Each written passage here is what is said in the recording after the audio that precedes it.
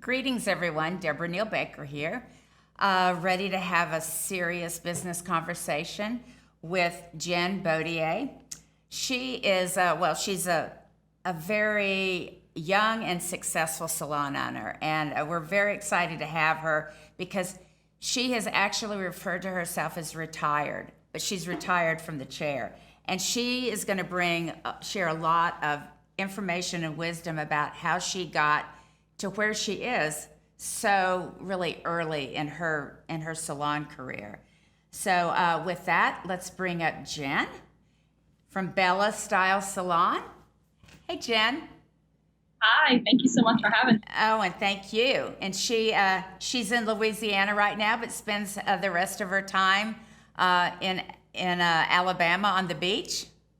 Yes, yep, we live in both states, a week on, a week off. Yeah. So I guess I told Jen when we were starting this conversation, I said, she referred to herself as retired. And I said, what? I said, so would you share with our audience, how is it that someone as young as you can actually retire? First, I had to let go some control with my team, so that was a huge milestone. But I guess 5 years ago, I just decided that running the business and being behind the chair was just way too difficult. My clientele was either suffering or my team was either suffering. And so I honestly didn't even know that not behind the chair or retiring was even an option for especially someone like me. Until I had a mentor friend of mine retire from behind the chair. And I was like, that's really a thing? And kind of laughed like you did to me earlier. But I was like, okay, typical millennial, I want it. I'm going to figure it out. And so I think it's been 5 years. I just slowly pulled myself away. Instead of 5 days, I went to 3 days. And then from 3 days, I just kind of pulled the Band-Aid off and had to break the news to my clientele. Like, I'm now going to focus on my business and not be owned by my company and really just be a real business owner. So yeah, that's where I'm at now. I get to work in another state. My team might see me once a month face to face. So through a lot of technology like Zoom and Loom and Slack and Asana, that's really allowed me to retire completely. So Jen, why don't you go back to when maybe kind of a little bit more towards the beginning of your story and your career, and because you haven't been behind the chair in 5 years, but you've owned a salon for 12 years. So kind of go back a little bit and share some of the milestones. It's so being a hairdresser was all I ever wanted to do. 8th grade, I was shampooing hair at a little, Fantastic Sam salon here in town, and went through high school, went right into the Veda Institute of Covington, and I worked for several salons around town, even in New Orleans, and just didn't feel like I was going to progress at the rate that I really wanted to or needed to. So 12 years ago, I opened in a small little 900 square foot building. It was in a strip mall. We've always carried a Veda, so we've been really lucky in that aspect. And I guess 6 years into being in that small space, woke up again and said, I'm going to buy a building. So I bought a 100-year-old historic building on my own and renovated it. In that same year is when I decided to pull myself in behind the chair. So I definitely bit off a lot in 1 year. Had to do a little treading quickly. So what are the skill sets or how do you accelerate a career like you accelerated your career? You moved fast. So how would you, because I know you already coach. So you're a coach. So coach hairdressers and salon owners on what it takes to do that. So I've always been a numbers person. I definitely can't do it without a calculator, so I'm not like some crazy smart numbers whiz, but I just have this obsession with like really all numbers tell a story. And I've very early on been really wrapped into, pre-booking and retention and service guest purchasing and all of those numbers that we're taught, from school age and beauty school. But when I opened the salon, I wanted to be profitable from the beginning. So I definitely, my husband is a really successful entrepreneur, and he, really has taught me a lot. And I've just always surrounded myself with really smart people. I'm definitely not the smartest one in the room, but I'm a spreadsheet freak. So I'm very goal oriented.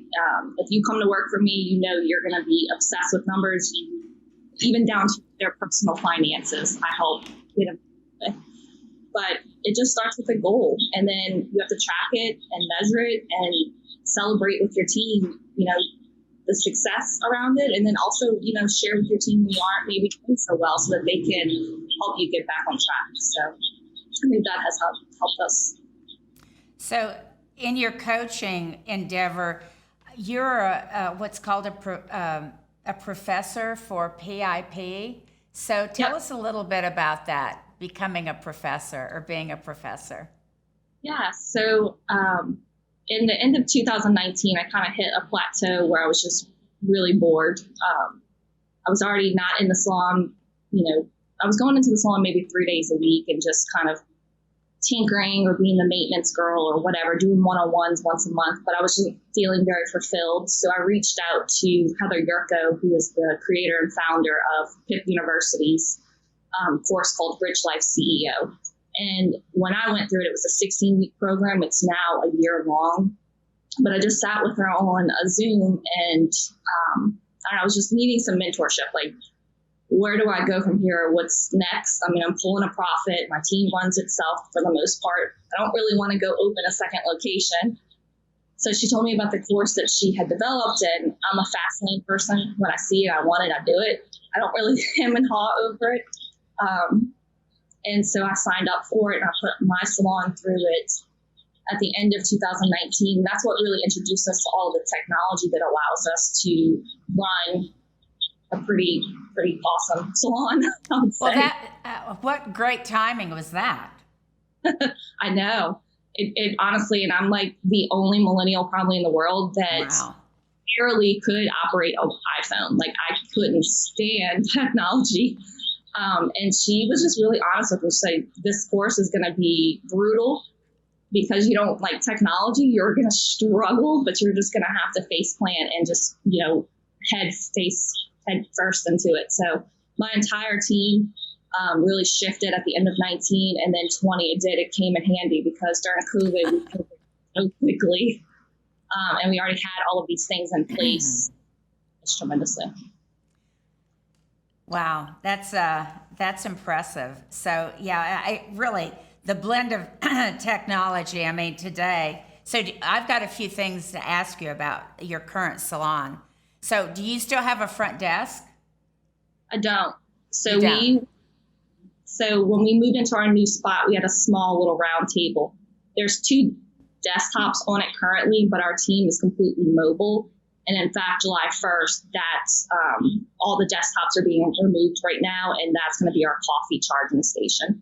But we made the pivot prior to COVID to really go paperless. Everything's in Google Drive. Like, our entire education program is in Google Classroom. And then when COVID hit, when we reopened, we're like, all right, now we're just going completely contactless. So our guests are checked out in the chair during their process times. They're pre-booked by the stylist. Pricing is updated, as they're doing the consultation. And so the sales team just comes over and closes out the sale. It just made it really seamless. And it's also held our team to a higher standard because, when we get these newer team members from school, they, obviously they're so focused on the technique that they aren't pre-booking or not recommending home care. So they'll walk their guests and then they run and hide. Well, now it's the sales team coming to them, and they get to see that appointment's not scheduled, and so then they can support. So we've seen a big increase in our pre-booking numbers by checking out at the chair. So you have a sales team that basically floats, correct? Yep. Is that how that works? Yep. So we have 3. I named them sales team last year just because I was like, you know what? we have to kind of get away from like us calling them receptionists or salon coordinators or all of the things that we, have made up for them, because if we want quality people up front, we need to make this job seem like it's career driven, lots of money to be made. And honestly, that's a huge profit center for us. Like without them, we can't do 7 figures in the back. So we call them sales team. And what's your training program look like? When you hire someone out of school, how do you bring them into your company? Yeah, so we onboard them usually while they're in school, because we use a lot of technology. We're able to do most of it. They can just pop in Google Classroom and we have dates. So before they even come into our building and start their day one, they've already consumed several lessons. And then we just do 4 months. I mean, I feel like any longer than that, they're done. They're ready to get hands in hair or, waxing eyebrows, because we do have an aesthetics department also.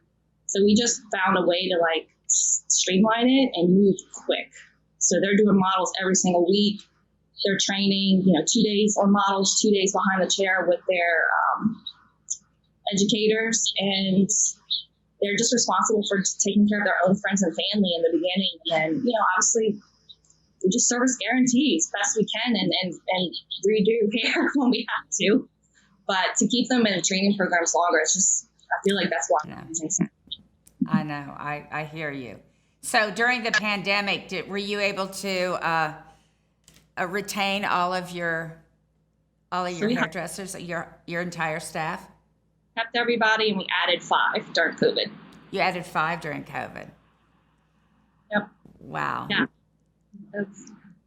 It's hard to say, but for some odd reason, God bless us. We thrived through that time, and I think that was just it showed how amazing our team is and how strong our culture is. And these women in that building, they are smart and they pivot quick, and they are not.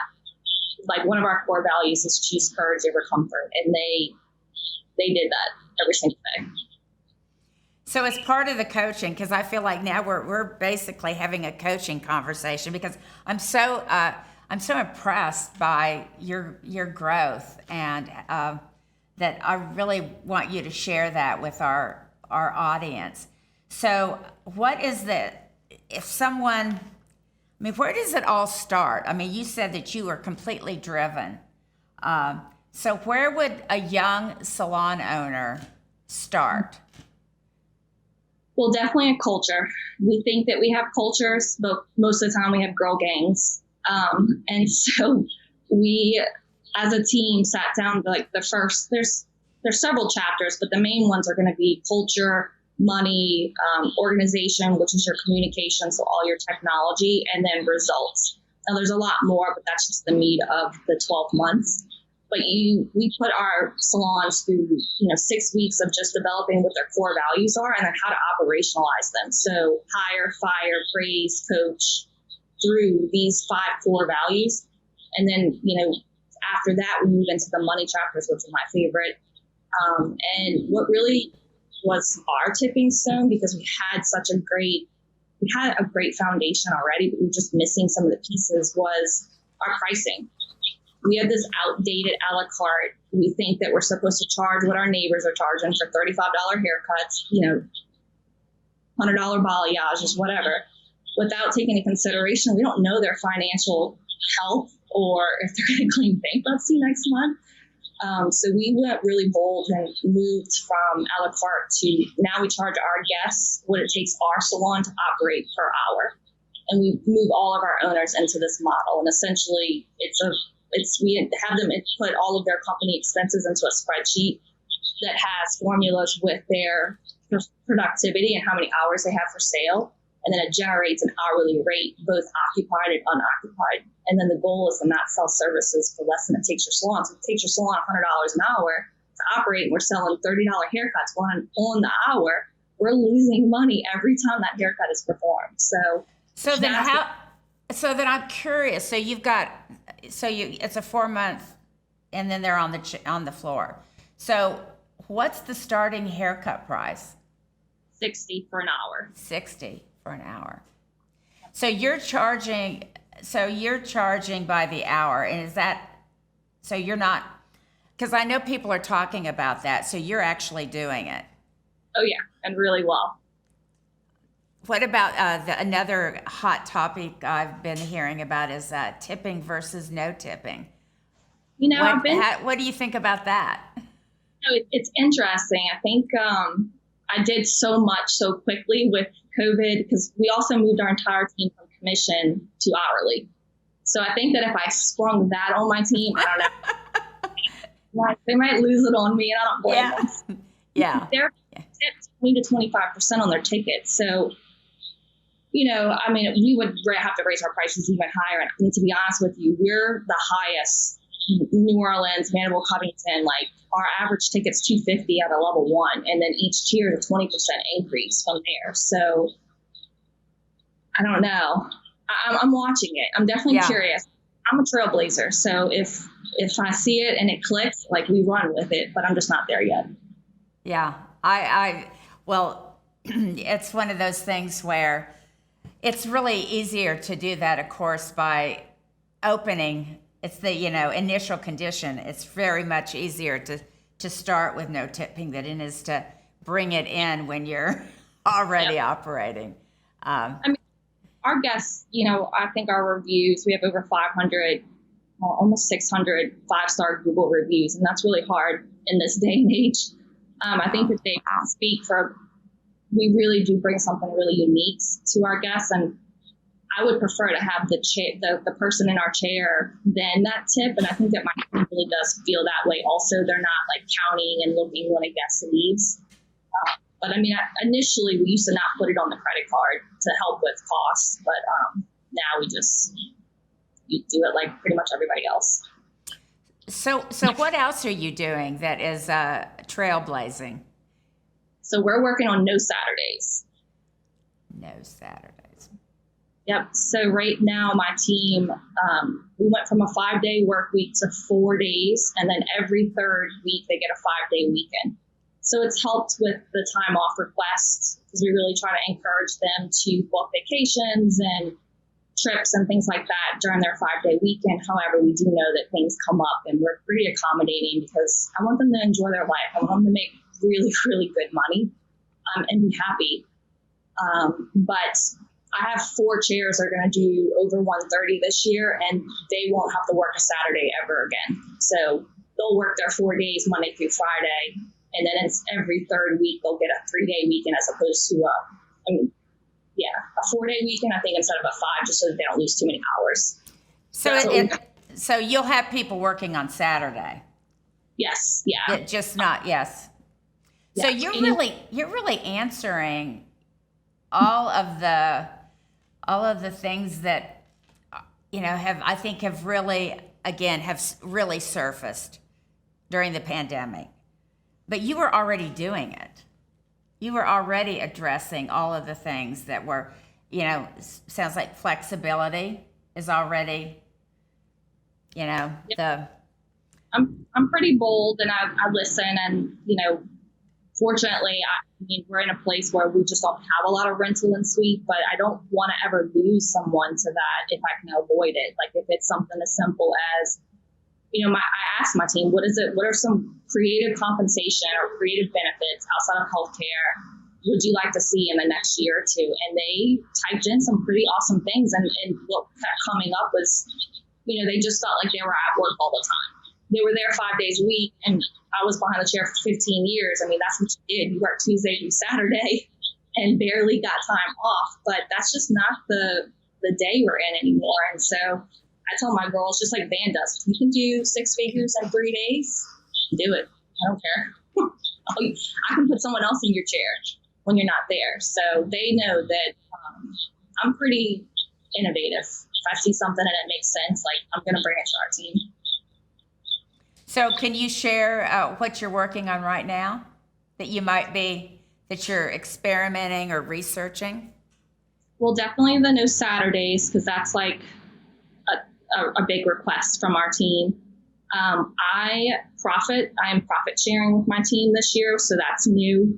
I'm pretty excited about that. I've once I work out all the kinks, I'd like to pitch it to other owners to help them. But essentially right now, the team gets 1% of every dollar that walks in the door on total revenue.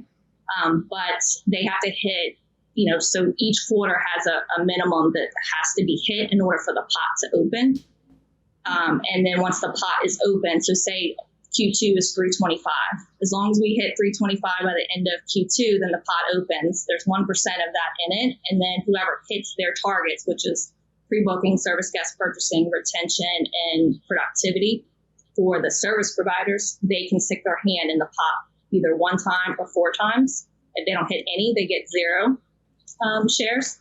And then the sales team also has the ability to get their hand in the pot up to 4 times, but we took retention away for them, and it's total revenue is their goal.